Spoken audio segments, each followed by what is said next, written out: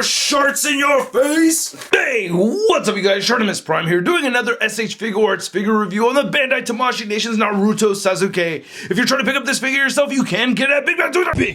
Big! Get your big badass toys at BigBadToyStore.com. Click the link in the description below. Gotta give a big thanks to Theron for making this review possible and sending this my way. Thanks so much, man. I actually really don't know much about Naruto, but I did review the Naruto figure again thanks to Theron, so now I have his nemesis Sasuke right here. And then you can see an image of the figure right over there, and then it says his name, Uchiha. Is that right? I really don't know how much about the show at all, but yeah. Then there's his effect and everything. I did watch some fighting scenes on YouTube though, so I did see some of that. Anyway, let's get to it and crack this thing open. And here's the figure out of the packaging. Just to forewarn you, any inaccuracies with the figure or poses that you may see in this video, I'm totally unaware of them, alright? So forgive me for that, please. But just as a figure all on its own, I really do like it. A lot of great posability with this thing. As always, the paint sculpt from SH Figuarts is awesome, and this guy does come with a lot of really cool accessories. We get 11 interchangeable hands. He only comes with one sword holding hand. We get two fisted hands. We get these two pointing finger hands for the gestures, which I am not a big fan of. I'm not trying to be a hater or anything, but that's one thing that turned me off from the show, is all the weird gesture things and then fireball. And then you get this flat hand right over here, like a salute hand. You get this wide open hand. Then you get this McGrabby hand right over here. And then he has his katana, or his sword anyway. This is the sheathed one, and then this is the one with the sword out. Then this is just the sheath right over here with the sword removed. And I really like how the length of all three of these match up nicely. It would have been nice to have a fully functioning sword and sheath, but oh well, this is still cool. And then you get these two interchangeable faces with interchangeable hair. This is the screaming face, and his eyes are all red right there. Nice blue shadowing effect for the front of that hair piece. And then looking at this one right here, it comes with a more calm, relaxed hair that just comes down, and no blue shadowing effect right there, but it does have different color eyes and stuff, and you could switch the hair out depending on them. Then you get this really cool energy effect, which I'm not familiar with, but it looks great, man. I love the translucent blue plastic. I just think this is amazing, and you get a little bit of white in there too.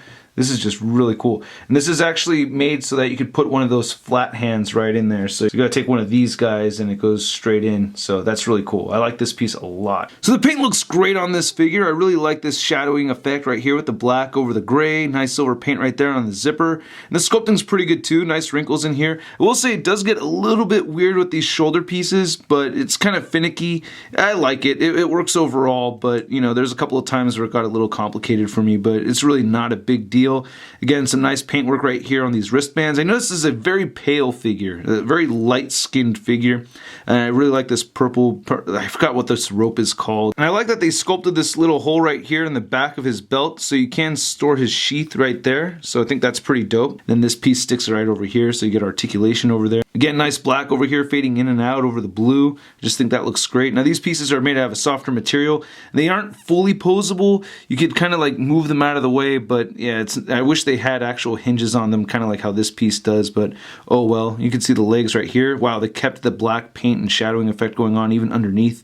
I think that looks awesome. And then you get the Sasuke patas. Then looking at the back of the figure over here too, it's just really well done, consistent, and Pokeball. Yeah, it looks like a Pokeball, right? I know it's not, but I'm just gonna call it a Pokeball anyway. Like with most import figures, we get some really good articulation on this guy. You can get him to look up, which is good, and he can look down. He does have a neck joint in there, and he does have a ball joint right here at the head.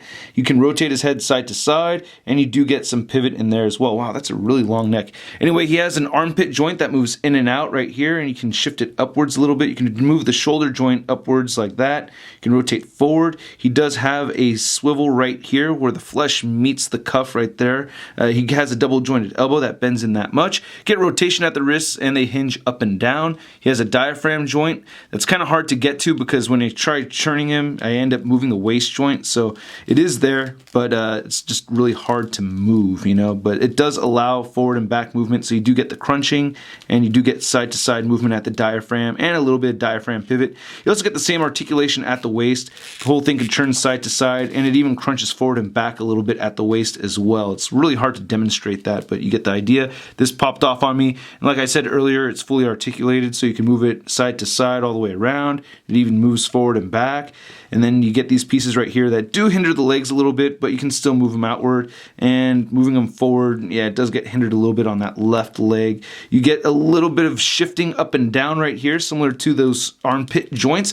You also get rotation at the upper thigh, double jointed knees. Very, very hard to move the legs around here. There's a lot of stuff going on, but there you go. Double jointed knees. And then you get rotation right here at the ankle. You do get ankle pivot, moves down and up, and we get toe articulation. Get some pretty good height on this figure. It looks like he's standing right at 6 inches. And here's Sasuke next to Naruto, and I think they stand in pretty good height next to each other. I don't know for sure. Let me know in the comments. And then here's Sasuke compared to the Marvel Legends Big Time Letdown Spider-Man. So I wouldn't consider myself a Naruto fan, but I still think this is a very cool figure. Very, very few nitpicky things I had to say about it, really. And I did watch some fight scenes online, and it was very cool, you know, seeing them run up waterfalls and shooting all kinds of fireballs, and the hand gestures thing I just can't get over. But anyway, I hope you guys liked my video, and thanks again, Theron, for making this possible. If you want more Shart in your face, go ahead and click one of these buttons right over here. Make sure you follow me on Twitter, Facebook, and Instagram, and go to toynewseye.com for a photo gallery of images for this review. I'll catch you guys later. Bye!